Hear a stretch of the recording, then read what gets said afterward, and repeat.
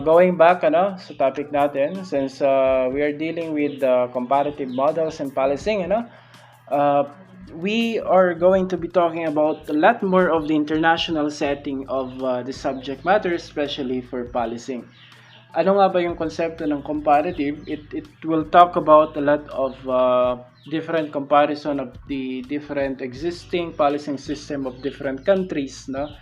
And our aim actually for studying comparative models, no, in terms of policing is that para magkaroon tayo ng idea on how others are viewing or on how others are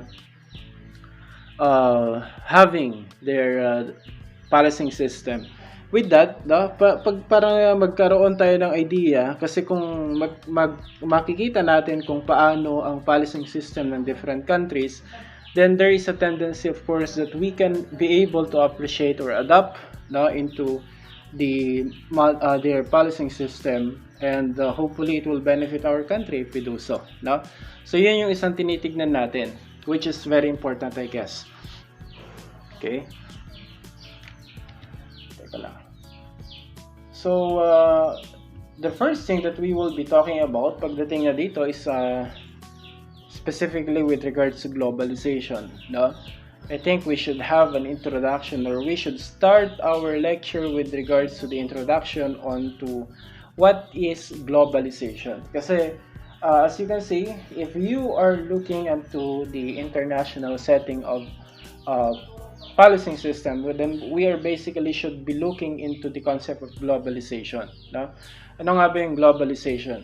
Globalization, they define that as the concept. It's a package of transnational flows of people, production, investment, information, ideas, and authority. So, in short, globalization covers about the exchanges of ideas, in an international setting, countries in relation to different countries, nagkakaroon tayo ng exchange of ideas, in terms of production, in terms of investment, in terms of information, ideas, and also authorities. So yan yung mga natra-transfer dahil sa tinatawag nating globalization. So I think majority of the progress na nakikita natin currently is, or these are the effect of yung mga tinatawag nating globalization. Before, kung titignan natin, kung titignan natin ang ating setting during the early days, nakafocus lang tayo kung anong meron tayo, and it's necessarily not good, I think it's necessarily not good because it hampers the development or progress of a certain country. Ito yung masasabi nating pangit, kapag hindi nagbubukas ang isang bansa sa concept ng globalization. But of course, there are benefits and there are may benefits siya. Meron din tayong pwedeng masabing potential risk na pag-open up ng isang bansa towards the market or towards the concept of globalization. Imagine mo kung ang bansa mo never na tumanggap or never na nagpapasok ng bagong kaalaman, ng bagong technology, ng bagong idea or information coming from other countries that are progressive, then definitely anong mangyayari? So mananatili ka kung ano ang current status mo as of right now. Then, kung anong progress mo will be limited only to your progress as a country and to the availability of the resources that are present in that country. So, kung may progress man na mangyayari, yun lamang mga progress na kung saan is limited to your country only. Kung ano lang yung present dyan sa country na yan. So, yun lang yung makikita nating progress. So, we have such countries before like Japan, China, and so on. But China is a highly trading country. Talagang umiikot sila sa iba't ibang bansa para makipag-trade, and they are gaining different information also, no? So actually guys, I think the globalization is anchored really towards the um, concept of economy, no? So nag-start kasi ang mga iba't ibang bansa na dumalaw, bumisita sa iba't ibang bansa with the aim purpose of trading, or for the purpose of improving their economy, na makipag-trade sila ng kanilang product, no?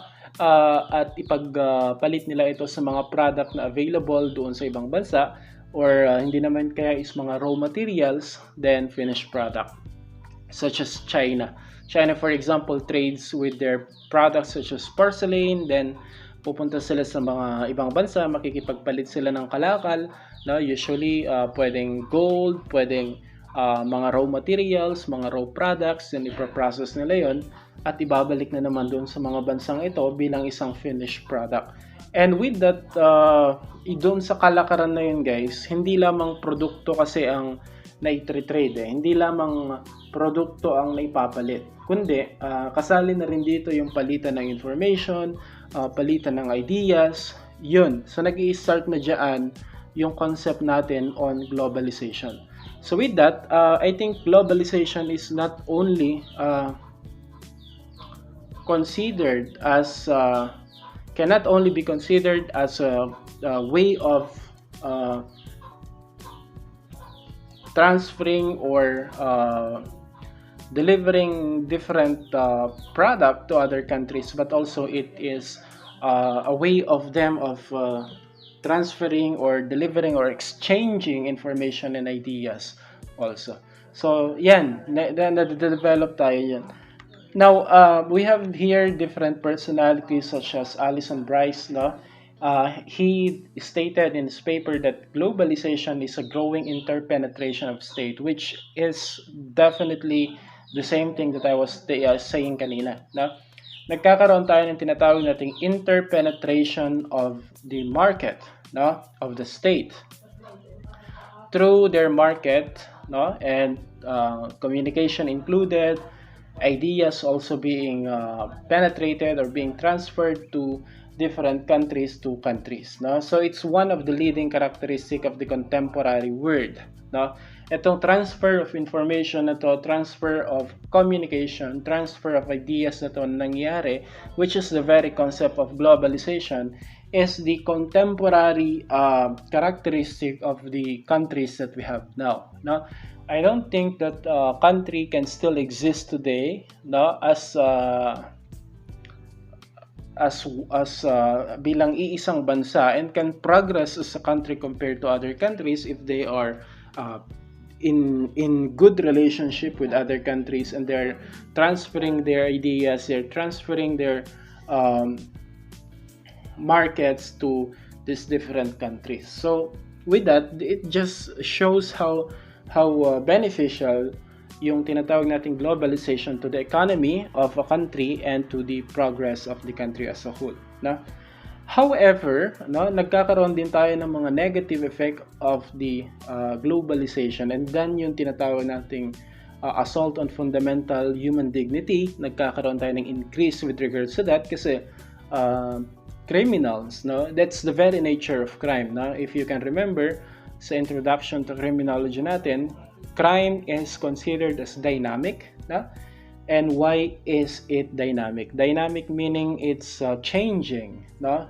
It's changing as our world is changing, no? Nagpro-progress ang ating habang progresibo ang ating bansa, ang ating mundo, no? So does crime. Pati yung crime natin nagbabago din. So with that in mind, pwedeng ganun rin ang nangyayari, ano?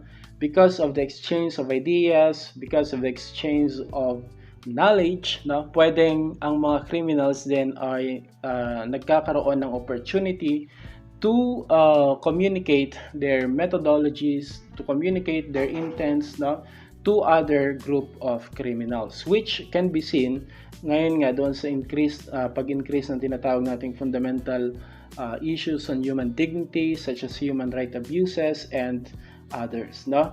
The very blurring of the borders, no, and rise of transnational actors, this facilitated now the development of global human rights regime, which also sometimes affected yung mga issues natin or concerns natin with regards to human rights abuses.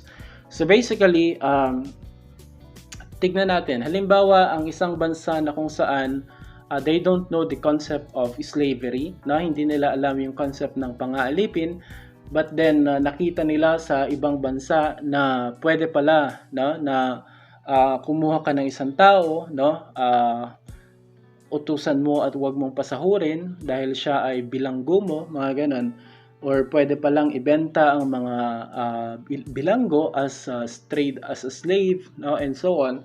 So you develop that idea, no, nagkaroon ka ng idea na pwede mo palang gawin yon para kumita ka or para ma-establish mo pa yung power or authority mo.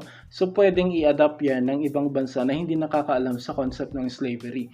So with that, no, na kumbaga is napapalawak pa ang pwedeng pang-aabuso sa karapatang pantao ng mga tao dahil dyan sa nangyayari na yan. So like trading secrets, no, like economic secrets, like manufacturing secrets, no, yung criminal motive or criminal intent can also be transferred the same, no, through communication, through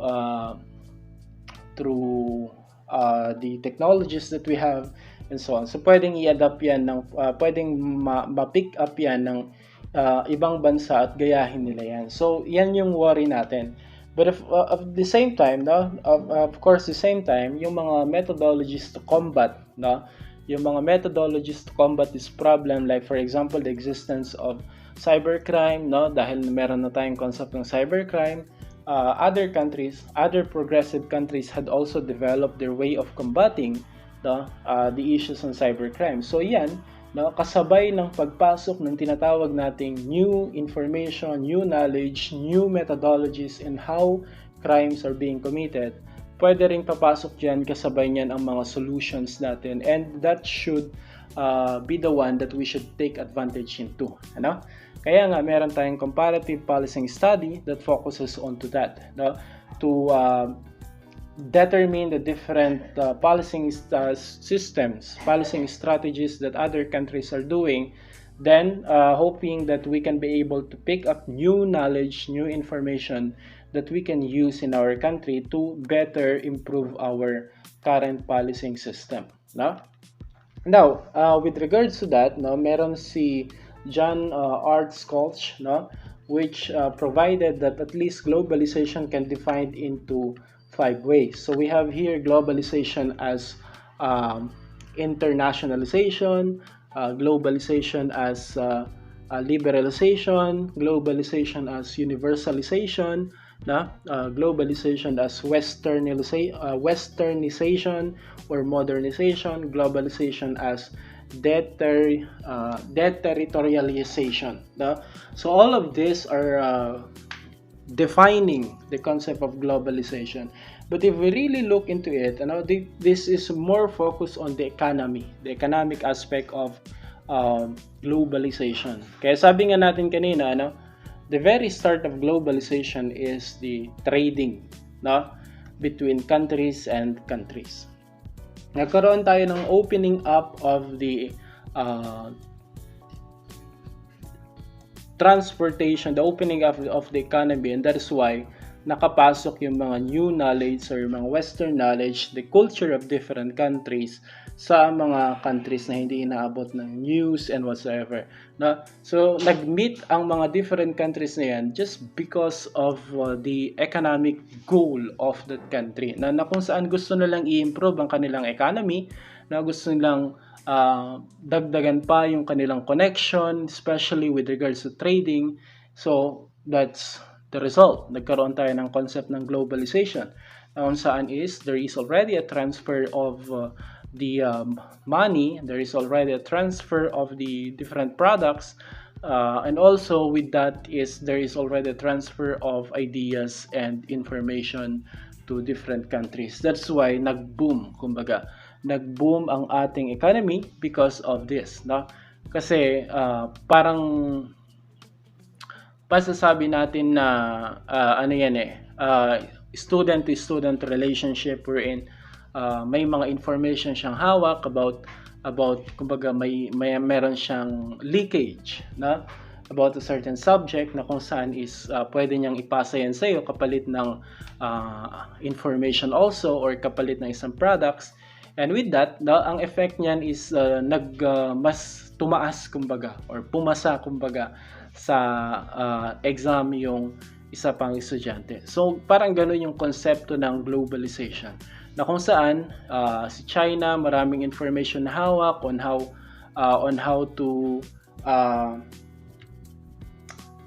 how to treat the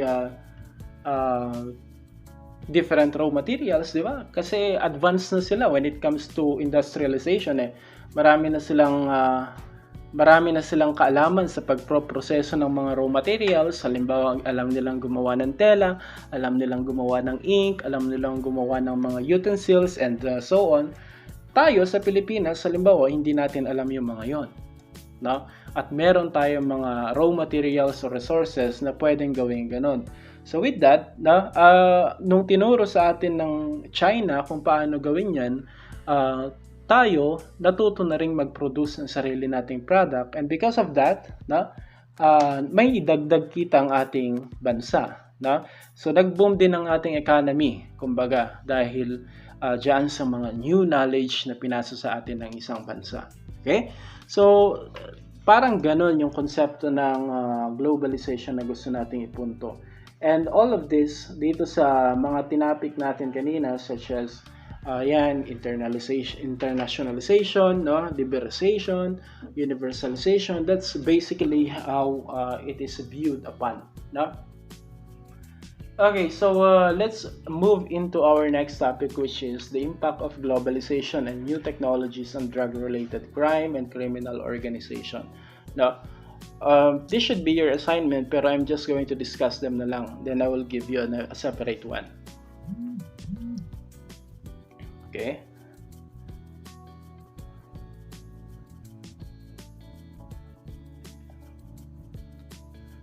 So the impact of globalization, napahapyawan na natin to. The impact of globalization and new technologies on the crime scenario in our country, and not only in the country but internationally, dumami. So we have here on cybercrime, for example. What is cybercrime? We define cybercrime as the crime that are committed, with the use of computer or other electronic devices. So lahat ng krimen na kung saan nangyari or ginawa dahil sa paggamit or with the use of computers and other electronic devices are considered as cybercrime. Halimbawa, nagnakaw ka at gumamit ka ng computer sa pagnanakaw, then that can be considered as cybercrime. Ano pa ba? Nag-commit ka ng threat na nanakot ka, at gumamit ka ng computer para magawa mo yung pananakot na yan. That is cybercrime. So lahat ng krimen na kung saan ginawa, gamit, or sa tulong ng computer or electronic gadget, that is considered as cybercrime. Now, ang effect kasi pag sinabi nating cybercrime, then definitely that's contemporary, makabagong term yan. During the early days, wala tayong tinatawag na cybercrime because wala pa tayong mga computers and other electronic devices. Okay? So dahil wala pa tayong mga electronic or computer devices, then wala pa tayong cybercrime. That's how the progress, paano ang pag-progress natin as community is also improving the crime problem in our country. Nag-improve ang crime problem sa ating country.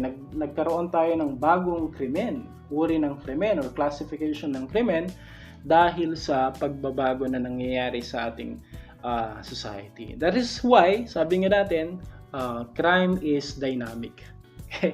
Crime is dynamic. Nagbabago siya. No? Habang nagpro-progreso ang ating bansa, habang nagpro-progreso ang ating mundo, ganun din ang mga criminals and criminal organization. Therefore, no, the existence of cybercrime is a new problem.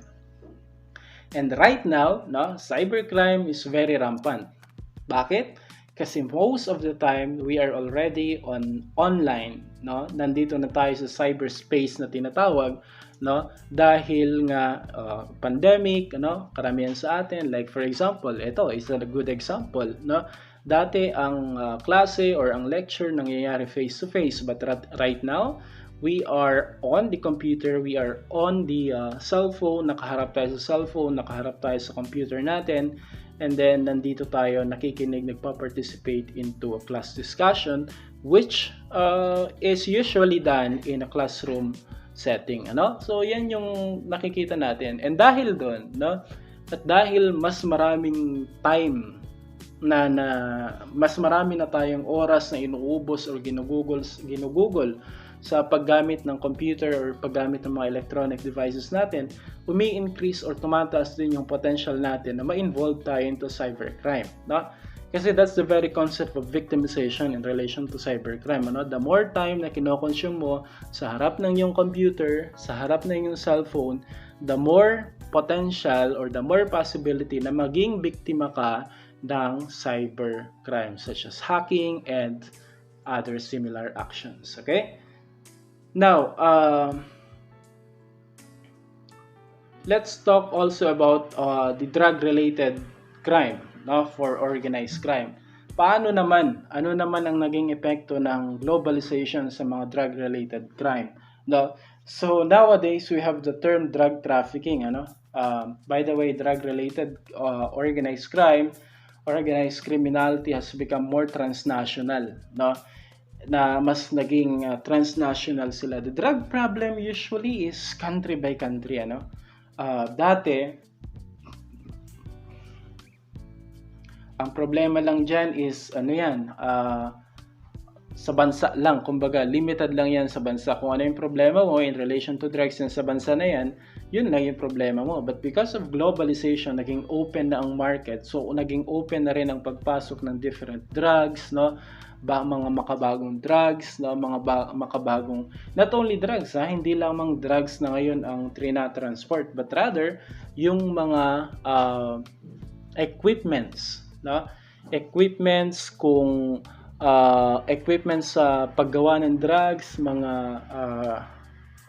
tawag ng chemicals sa paggawa ng drugs, lahat ng yan na trina-transport na or ini-smuggle or trina-traffic na sa different countries. And much more, mas mahirap ng habulin ngayon ang mga organized crime kasi nga they are very mobile, no? Kasi with regards to transnational crime, naging sobrang magalaw, no, na ng mga drug organization na kung saan is pwedeng gumagawa sila ng drugs sa Hong Kong, no? Bumibili sila ng mga equipments sa China, no?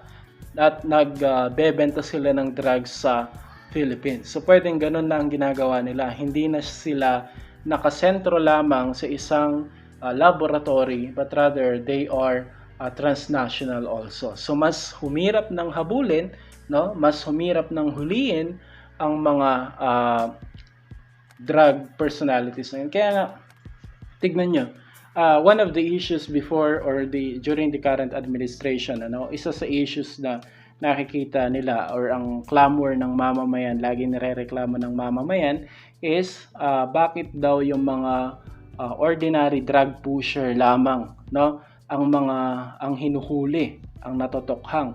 Bakit hindi nila hulihin yung mga heads ng mga criminal organization na to, heads ng mga drug syndicate na ito, and so on. Alam nyo ba guys kung bakit hindi nila magawang hulihin yung mga yan? It's because they are not here in our country. Wala sila dito, no? Hindi sila, they are a drug syndicate. you don't expect them to be staying in Philippines. Wala sila dito. Ang mga nandito lamang usually yung mga tauhan nila, mga katiwala nila, mga connection nila, pero yung mga heads ng mga drug syndicates na to, wala dito. Nasa ibang bansa, no? Habang yung mga galamay nila, yun lang yung mga gumagalaw dito sa ating bansa. So it's definitely hard to arrest this drug syndicate. Even the international community cannot be able to do things like that immediately. Hindi nila kayang arrestuhin agad-agad yung mga yan. Kahit nga United States, nahihirapan with regards to drug problem. So, the main reason is that napakagalaw na ng tinatawag nating drug problem in the international community. Hindi na sila nag-ooperate sa isang bansa na lamang. So you don't expect that sooner, Philippine police can be able to arrest the heads of this organization. No,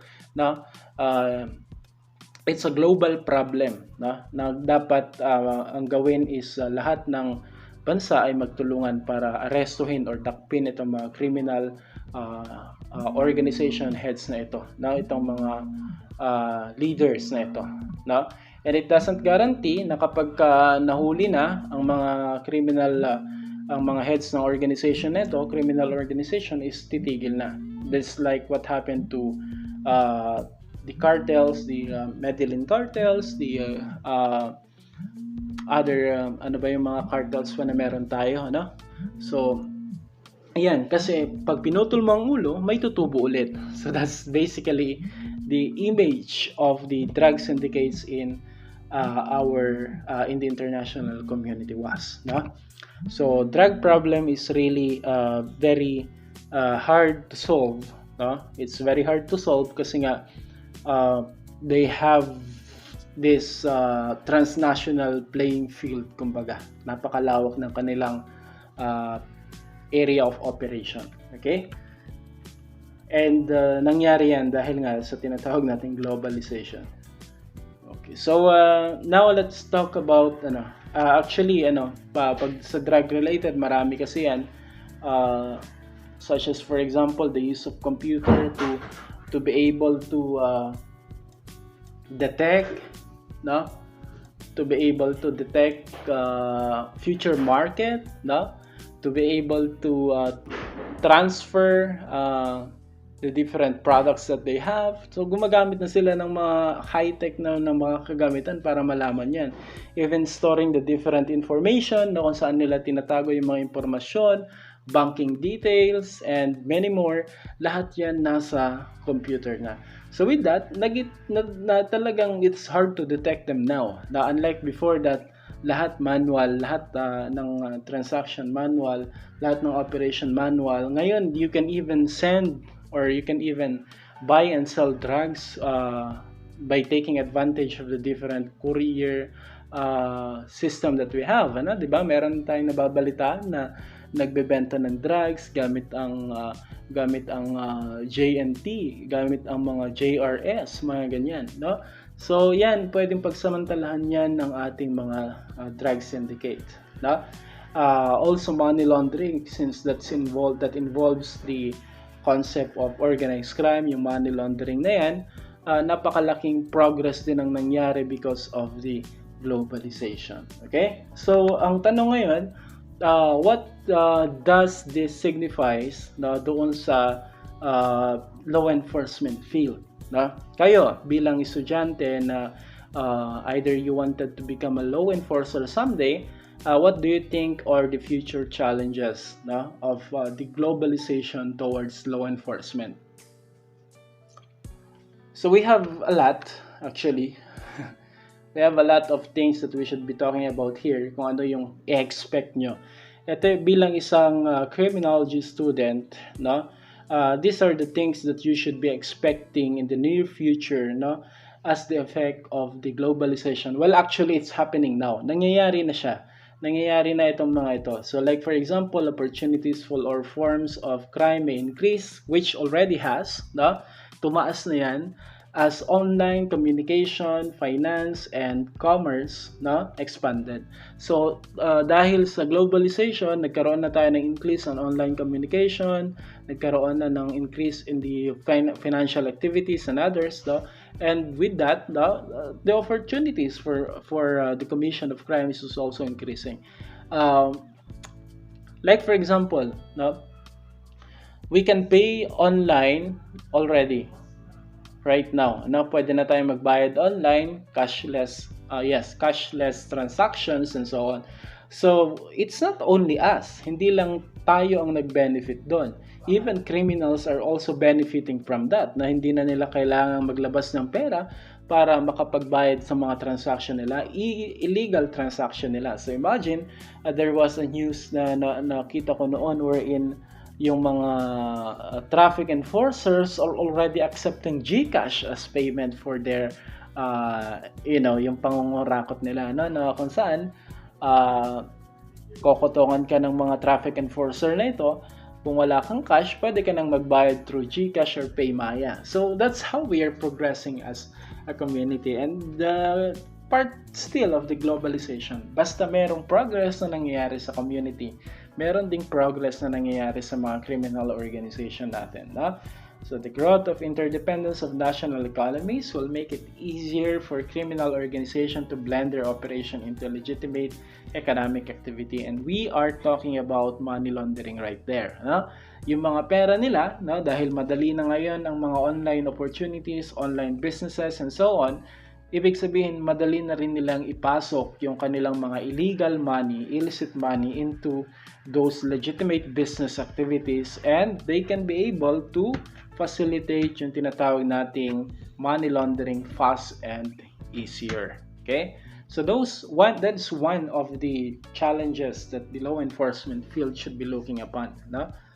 Then we also have here transnational crime may increase as network make cross-border crimes easier to commit crimes.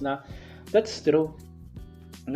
Ang transnational crime, by the way, refers to the crime that are committed without respect to the national border. So it can be committed in two separate countries, or pwedeng mangyari ito sa two or more countries. So like for example, one of the elements happened in Hong Kong and the other elements happened in Philippines. Like for example is nagbebenta sila ng gumagawa sila ng drugs, binebenta sa Philippines, or hindi naman kaya is nag-i-smuggle sila ng products from Philippines to Hong Kong. So that involves two countries and two territories. So that's transnational crime. Now, nowadays, because of the globalization, yung mga networks na yan, yung mga cross-border crimes na yan, mas madali pang makumit kasi imagine, you don't need to transact physically. You can transact with the use of the online communication devices.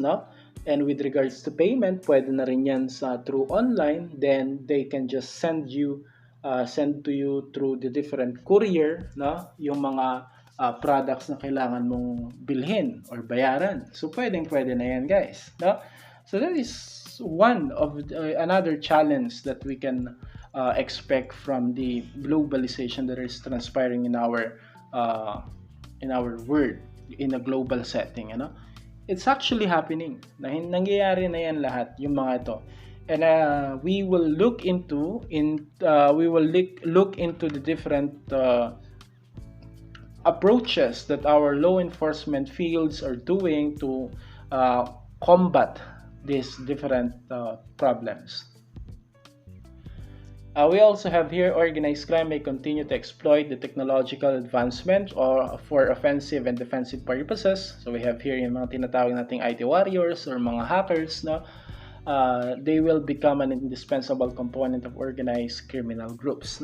So they are taking advantage of the capability of the hackers, those definitely we can say that they are expert in the field of the cyberspace, in terms of different activities, especially hacking.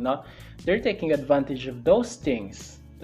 Nagte-take advantage sila sa mga capability ng mga different information technologies that we have, para sa kanilang defensive and offensive activities. Okay, so I think the government and also the law enforcement group, the different law enforcement agencies should be able to cope up with this by employing those yung mga matatalino with regards to that, no? Kaya nga meron tayong mga program na kung saan minsan is yung mga nahuhuli, no, nakukulong na mga expert with regards to hacking ay kinukuha mismo ng gobyerno as their employee. Why? Because of course they value, no, and they already know, no, alam na nila kung ano ang halaga ng computer literacy and knowledge on the cyberspace, no, sa war natin on organized crime and cybercrime. Now, they are very important. Also, we have here electronic money laundering. Ano? Nagkakaroon na tayo ng electronic money laundering. We made mention of this. No? It's increasing. No? The cases of electronic money laundering is increasing with the growth of online financial service companies. We also have the issues on money laundering as they put a low priority, no, onto the cases of money laundering, and there are even countries or companies that continue to offer anonymity, no, and protection from investigation, such as different banks that protects their consumers, no. Yan yung tinatake advantage ng mga criminal organization, yung mga different banks or different institution na kung saan they are providing security for their customer na hindi sila maglalabas ng impormasyon na pwedeng makasama or pwedeng gamitin bilang ebidensya sa kanilang consumers. So yan yung tinatake advantage nila, and there are countries that does that. Switzerland, for example, no? Kaya karamihan ng mga bansa ay karamihan ng mga criminal organization, nilalagay nila yung pera nila sa mga bangko na kung saan is meron silang strict policy with regards to information, no? Na kung saan hindi sila basta-basta naglalabas ng mga impormasyon patungkol sa kanilang mga kliyente ng ganun-ganun na lamang, no? And with that, it's becoming a safe haven for this criminal organization. And of course, we can say that the existence of the cryptocurrency, that's also one of the many ways for them to be able to launder their money, para mailusot nila ang kanilang money through legal means, is the incorporation of their monies through the different cryptocurrencies that we have, if you have heard of those, no? But does not make it necessarily that cryptocurrency are definitely an evil, no? It's not. It's just a tendency that they might take advantage of the anonymity of the use of cryptocurrency as a way of laundering their money.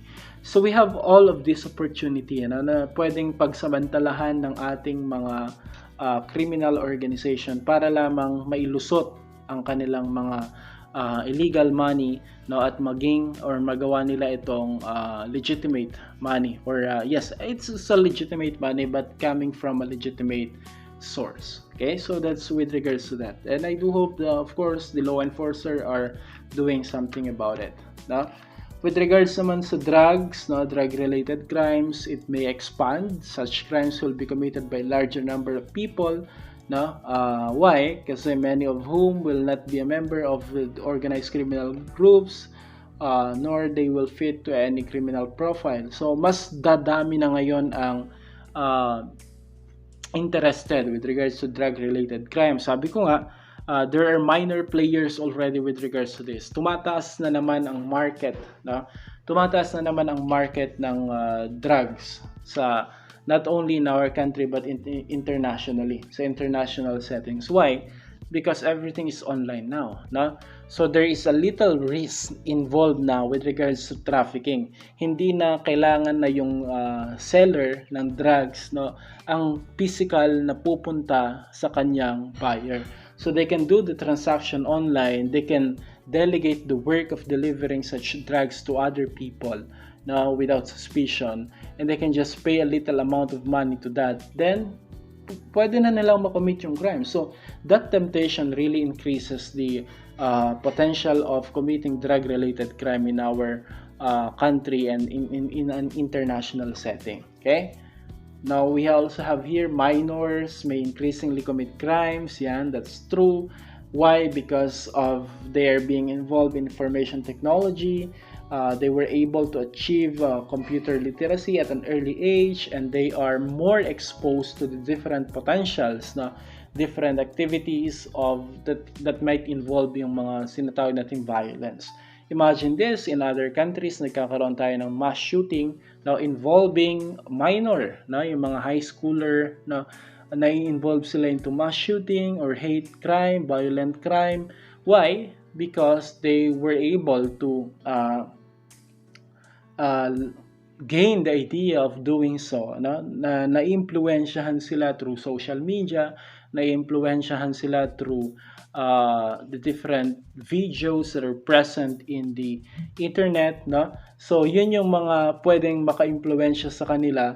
At sabi ko nga, the social media is very wide source of information, and sometimes they can be a source of bad information or criminal ideas and so on. So habang na-engage sila, habang na-expose sila sa mga ganitong circumstances, tumataas naman yung tendency nila na mag-engage or maging biktima ng criminal activities at early age. Okay?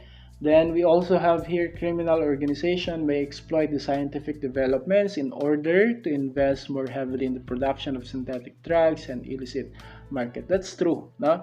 Madali na ngayon.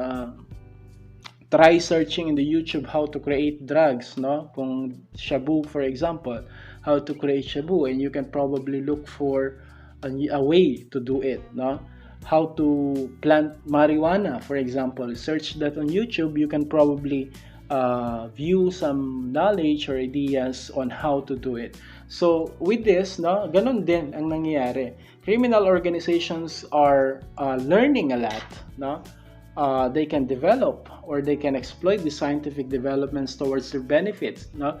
Mas nagkakaroon sila ng information on how they will be able to deal these different activities such as manufacturing drugs, selling drugs, and so on through the different social media platform or through the different search engine. Diba sabi nga natin meron tayong tinatawag na dark web, or yes, yung the concept of dark web, which talks about the the information that are really not searchable in the ordinary search engine, diba? So ganun din, kung nasa-search mo nga on how to plant marijuana and how to create shabu on your houses sa YouTube, how much more doon sa dark web na tinatawag. So baka mas marami pa ang mga information that are illicit doon na nandoon sa dark web na yan, or the part of the cyberspace na yan, which is not accessible for majority of the people. So criminal organizations are really taking advantage of this different progress that we have in our in the world. No? Now we have here the law enforcement may have less capacity to conduct interception and surveillance activities on drug trafficking organization that are increasingly adopting yung mga tinatawag natin encrypted communication, or other means of concealment. That is true. Even if they're using the social media, even if they're using the internet, meron pa rin mga tinatawag natin encryption, which protects the criminal organization on their communication. So gumagamit sila ng encrypting device, gumagamit sila ng different strategies para ma-encrypt, kaya kahit nakuha or nasalo kumbaga ng police natin yung mga information na yan, they will appear as non-suspicious kasi they are encrypted. So if the law enforcement don't have the capacity to decrypt yung mga decipher yung mga encrypted information na to, then mahihirapan talaga sila na matuntun or matrace yung mga criminal organization na yan. So that's one of the problem that we are looking into. Okay? So, teka. Yan. So, last two. Now we have here last two. Jurisdiction without adequate laws against crime involving information technology may become sanctuaries. That is true. No? Meron tayong mga ibang bansa na kung saan is they don't have the prohibition with regards to certain action, and the criminal organization are taking advantage into it. No? Like for example, bakit nga ba tayo nagkaroon ng law on cybercrime? No?